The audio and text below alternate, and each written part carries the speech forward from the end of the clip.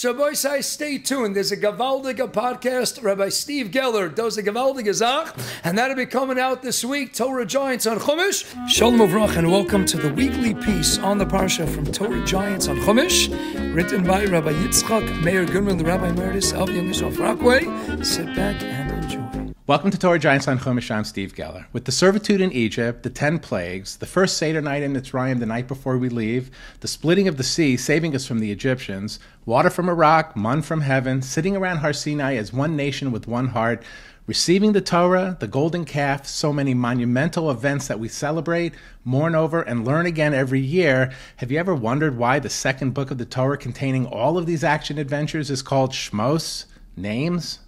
Many of us have. We're certainly not alone. The Netziv points out that in addition to the title of Shemos, some Rishonim gave the second book of the Chumash their own titles. Ramban called it Sefer HaGeula, the volume of the redemption. The Bahalachas Gedolos, the Bahag, simply called it Chumash Sheni. But since the Bahag didn't call the others Sefer Shlishi or Sefer Revi'i, he must have had a special reason for abandoning the common title of Shemos for the one he chose. Let's take a look at our Parsha. Ve'ela Shemos, and these are the names of Bnei Israel who are arriving in Egypt. Each came with their households. To the casual reader, this pasuk almost sounds like it was the names that arrived in Egypt. Many commentators, such as Meleches Machshavas, ask, couldn't the verse have dropped the word names entirely? Others note the present tense of the verb haba'im, arriving, followed by the past tense ba'u, came, at the end of the same pasuk. Why did the Torah have to add names as the second word in this Chumash? Would anything be missing had it read, these are the children of Israel who came down? The first word in Shemos is ve'ela, and these. And Chazal say that placing the vav and in a spot such as this indicates that it's adding to something earlier. What did they mean? It seems like the first verse is only repeating the facts already established from what we knew in Bereshis. Rav Yitzchak Horovitz, the Melitzer Rebbe, points out that the Midrash Rabbah amazingly interprets each name of the original sons as having a direct reference to the schus of our merit of redemption. Two examples of these, Leah naming Ruvain after Hashem having seen her pain, and Shimon because Hashem heard her embarrassment at being the hated wife. These perfectly correspond to Hashem's statement to Moshe at the Sneh, Ra'o Isi, I have seen their suffering, the Tzakasam Shamati, and I have heard their cries. Rabbi Goodman quotes a much deeper analysis of what is in a name that was given by HaRav Yisrael David Schlesinger of Monsey, New York. Here are some of the highlights. Rabbeinu Ephraim writes a seemingly strange comment at the beginning of this Chumash.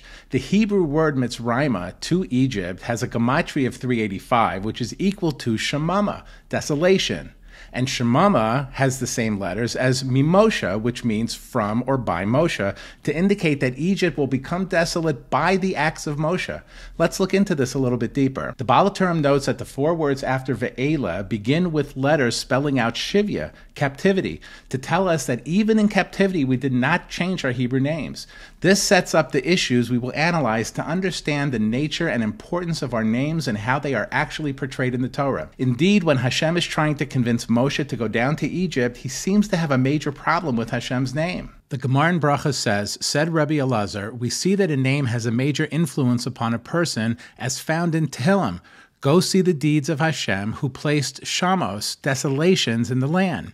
Do not read Shamos, rather Shemos, names. The Shlach HaKodesh writes that wherever we find a do not read correction, it hints that the two readings are closely connected. What connects desolations with names? To find the solution to all these points, let's start with a profound statement of the Maral, Derech Chaim chapter 3, that the name of a person is his very essence. It is separate from his physical being, for it expresses his soul, his very purpose in life. When Adam gave the names to all living creatures using Hebrew, the holy language of Hashem, being on an exalted spiritual plane, he was able to perceive the nature of each animal and give it a precise name based on its very nature and type of activity.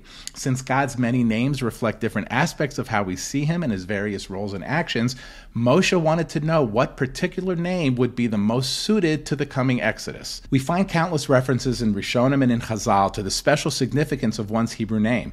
The Or HaChaim especially emphasizes this theme many times in his commentary on the Chumash in almost mystical ways. For example, in Mishlei, may the name of the wicked rot, or in Devarim, Hashem will never forgive that party, rather Hashem's anger and passion will rage against them, and Hashem blots out their names from under the heaven. These all indicate that the the term names are actually referring to their souls being blotted out, for that is their name. So we must be very careful before we utter a Yamach Shemo, which literally means may his name be blotted out upon any person, and especially so a fellow Jew, for this is such a powerful and frightening curse. The princess who found baby Moshe called him this name because she said, I drew him from the water.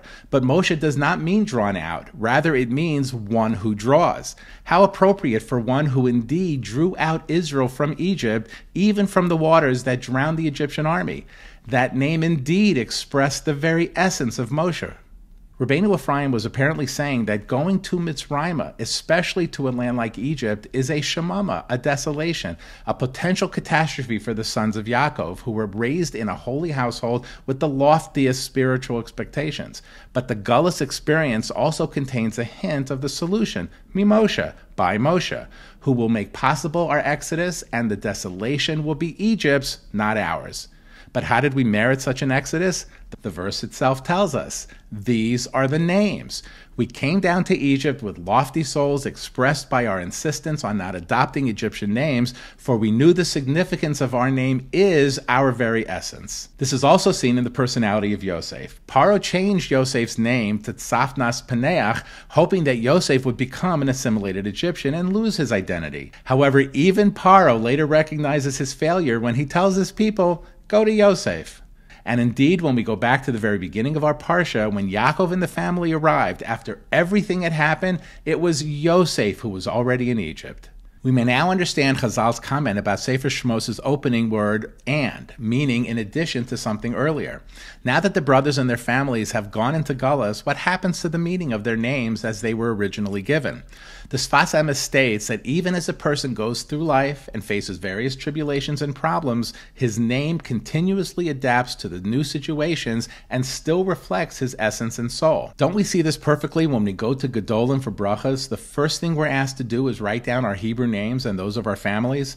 Tzaddikim can read into our names as we are now and respond with the bracha we need. Ramban's title for the second Chumash is the Volume of Redemption. Ordinarily, one might imagine that this refers to the later sections when we read of the actual Exodus. However, based on our discussion, we see that the seeds and merit of the redemption is being prepared from the very first verse and onward. When we came to Egypt with our names, our souls and identities intact and understood, we were already guaranteed our eventual redemption. And to tie everything together, remember, we said that the Bahag called the second book of Chumash, Chumash Sheni, without keeping that numbering system for the last three books. Well, his reasoning fits right in with our other explanations, including the Vav linking the first word of the Book of Shemos with the previous book of Bereshis. The Bahag simply points out that creation was dealt with in Sefer Bereshis, but the purpose of creation wasn't complete until we accepted the Torah. And how do we know that the first two books have this special connection? Chazal point out that all of the brachas Hashem gave to Avraham that were handed down through Yitzchak and Yaakov were all contingent on their children accepting the Torah at Har Sinai. And where in Sefer Bereshis do we see the hint to that? All 6 days of creation were ended with the phrase, there was evening and there was morning, day 1, day 2, day 3, etc. On the 6th day, the Torah changes that convention to Yom HaShishi, the 6th day. The Hey indicating that it's talking about a specific 6th day that completes creation. Rashi in Yisro explains that that specific 6th day was the 6th day of Sivan, when on Tuesday, the 3rd day of the week, Moshe brought down the Torah. In this way, the Book of Shemos is Chumash Sheni, as the Bahag suggests, as it completes both the story of and the reason for creation itself. That is the giving of the Torah. And how can we perpetuate the giving of the Torah? By liking this video, subscribing to our YouTube channel, but most importantly, hitting that share button which copies the link to this video so you could simply paste it into emails, texts, WhatsApp groups, or your social media of choice. It's why the world was created and why Rabbi Goodman shared with us his life's work, Torah Giants on Chumash.